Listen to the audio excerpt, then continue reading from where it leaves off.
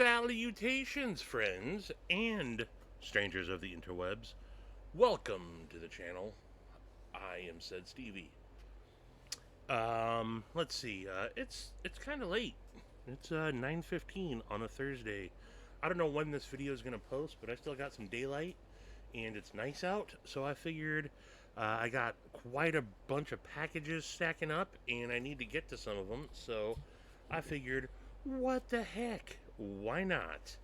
And this one comes from the Apex Pass Around group. And the unboxing knife is going to be the Ferrum Forge Gavko collaboration. This is the spinner.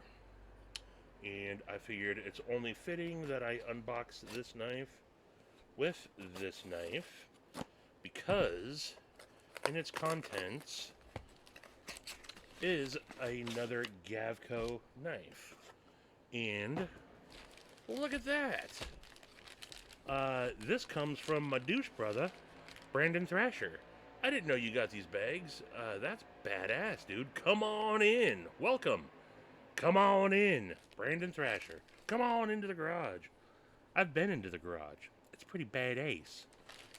Brandon is a good brother and a Pacific Northwest brother. So, let's get on into this here.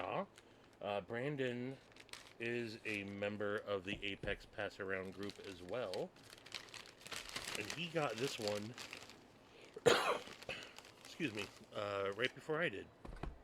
So, and I think prior to that, it came from Matisfaction. That's right, another good brother.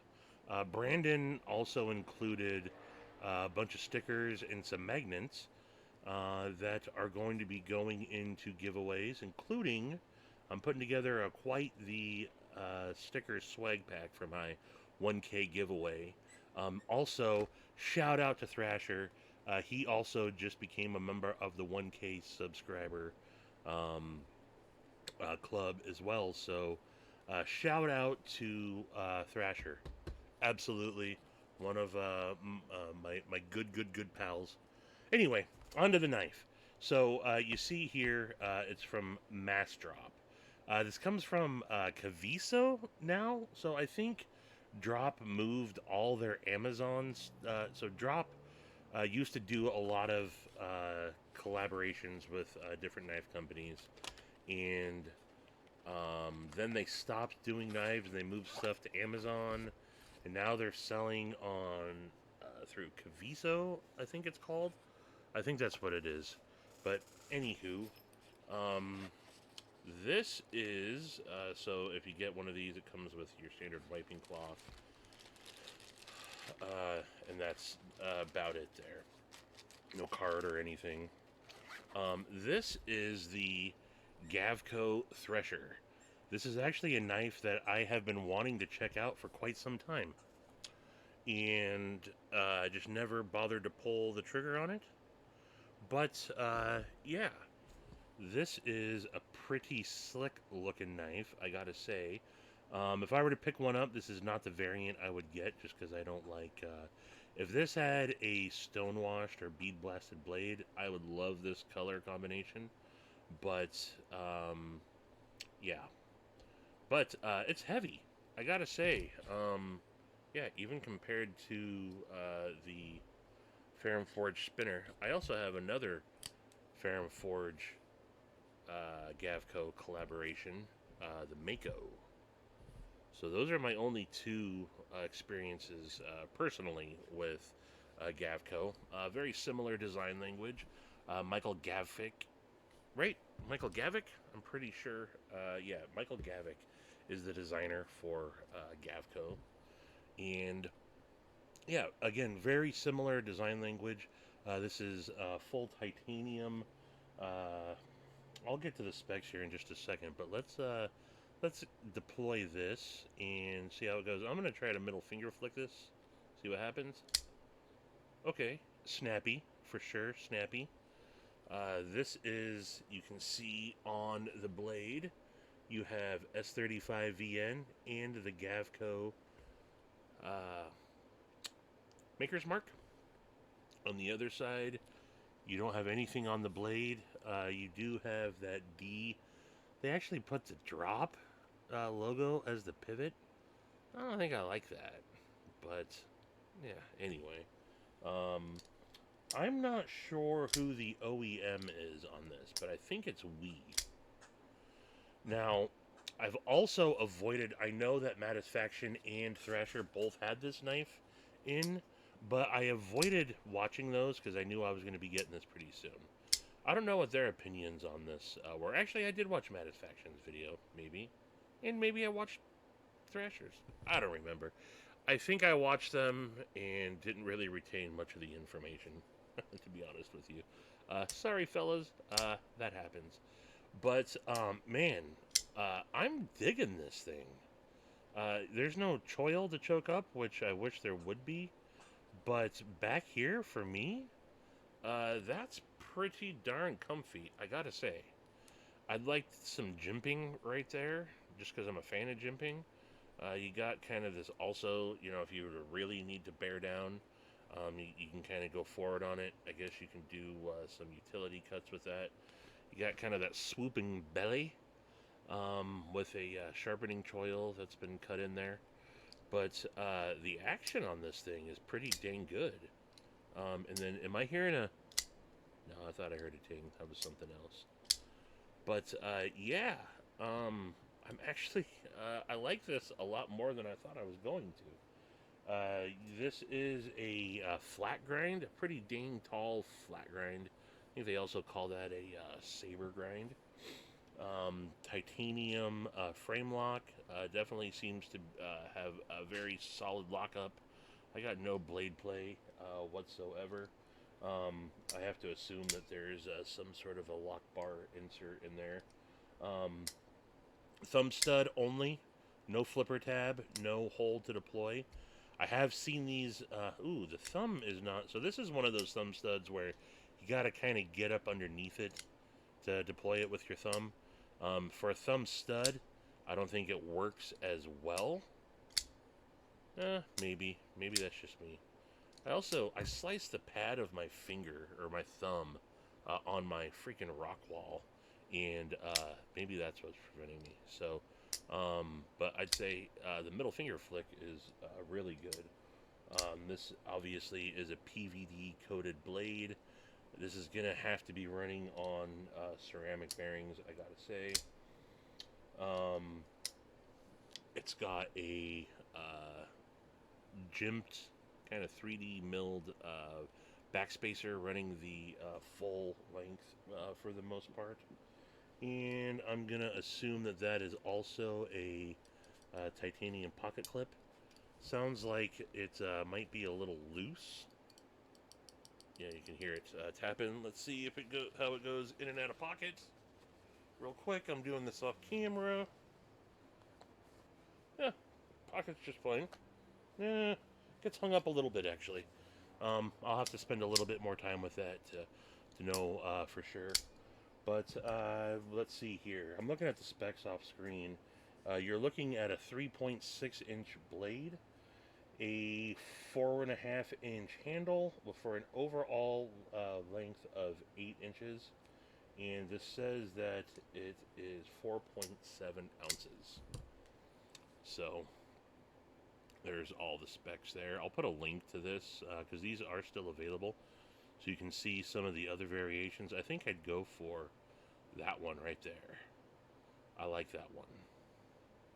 Maybe that purple one too. I don't know. But I think this looks cool. I'm just not a fan of black coated blades. Just not all that much.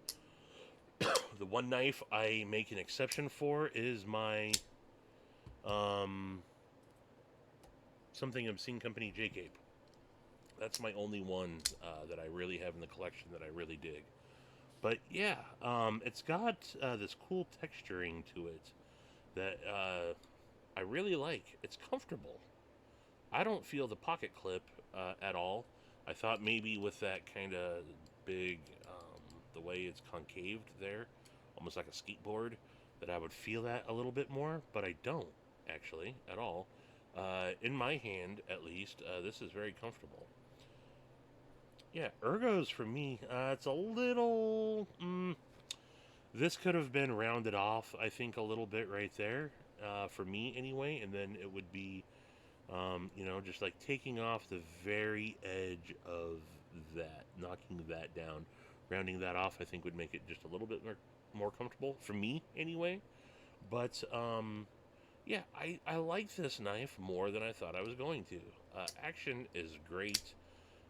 In the Apex Pass Around group, we don't take the knives apart, and I'm not going to bother tinkering with this.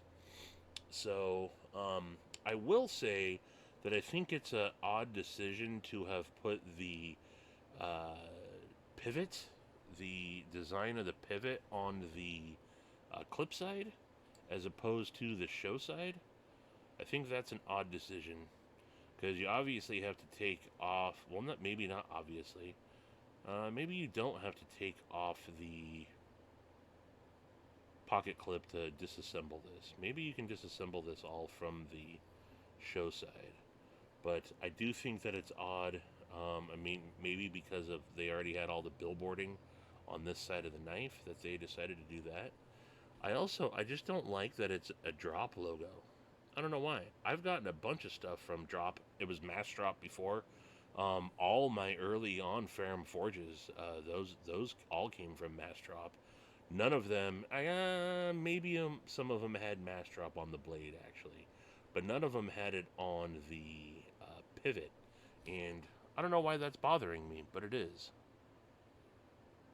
I don't know. I would rather have seen the Gavko logo somehow on the pivot and then putting just the D on there. Just the D. But I'm losing light, so I gotta hurry up here, folks. And I'm already 12 minutes in. Good Lord. I was doing good making some short videos there for a while. This is just a first impression. I think I'm going to hang on to this for a week or so before I send it along on the path of travel. But I'd say first impressions are pretty good. I do like that blade shape. It's a departure from my, you can see these are absolutely a departure. These are some older, not to derail this, but these are older Ferrum Forge mid-tech designs back when they were still making everything in-house. I gotta say, I like the spinner a lot more than the Mako, but I dig Gavko's design language. Matisfaction also has the Great White, which I think is a pretty cool knife, actually. Yeah, I like his design language. I really want to get a hold of a nurse. I know that is a bit of a point of contention for Lefty. Lefty's not a big fan of Michael Gavik. He's, I think, kind of gone on the record a few times with that, with the issues that he had with his custom nurse. But other than that, this does have good acoustics to it. I'm picking them up. Maybe not every time, but I like this knife. I might consider getting one of those variants after this. I actually might consider that. These are, let's see, this is going for $178 right now. So, that's not too bad. Sub $200 for titanium S35 VN. I don't think that that's all that bad at all with what you're getting. For someone with big hands, I gotta say, man, this is a lot more comfortable than I thought it was going to be. My first impressions of this knife are, again, better than I thought they were going to be. I didn't think I was going to like it too much. I think maybe, though, there is the Thresher XL that's done by BRS. Is it Blade Runner Systems? My homeboy Naf Hermano Numero Uno, Frank Jedi Scum, has that, and he had some work done to it by our other homeboy, John Knife Nerd Reviews, and yeah, maybe the XL would be more my jam, but those aren't available anymore. So, um, yeah. Again, first impressions of this knife are pretty good. There's some nitpicks for sure. Like I said, I'm not a fan of that pivot, but that's, yeah, whatever. Um, I do wish that this was knocked down a little bit more on there, and really, that's about it. And those are very minor things. I think I was going to start to say if I could take this knife apart, I think I could probably tune it a little bit better. And it's been passed around like crazy, so who knows how dirty this is. Even so, it's the action's good, man. You seen me here. It's not quite a dropper, but it's a very, very shake shut, friendly knife. Yeah, and I could see myself carrying this. So, again, skeeters are coming out, but they ain't landed on me because although it's not within arm's reach for me to show off, I got my new Citronella Said Stevie beard oil and beard balm going on. So they're flying around, but they ain't landed on me. Anywho, this knife is fidgety. It's really fidgety. I like this knife. First impressions are good. I'm not seeing anything that, and again, I'd like maybe some jimping on there, but those are just minor gripes. We shall see. Like I said, I think I'm going to hold on to this for another week or so, carry it, see what I think about it, and, oh, the porch light just came on. Wish that would have came on earlier. Yeah. So anyway, folks, that is, let me get those out of the way. The Gavko Thresher from Drop or Cavizo, or I don't know. I should do my research and figure out exactly what that is. But yeah, how's the detent really? Detent's good. Detent's good on this. It's not. I can't really fail it. Again, I'll also, if I do a follow-up video on this, I'll try to confirm, but I'm almost certain that this is a WE. WE is the OEM on this. That's it, folks. Appreciate y'all tuning in. Appreciate you, Thrasher. Again, congrats to you on getting to 1K. And, yeah. Until the next one, I will talk to you mofos later. Deuces.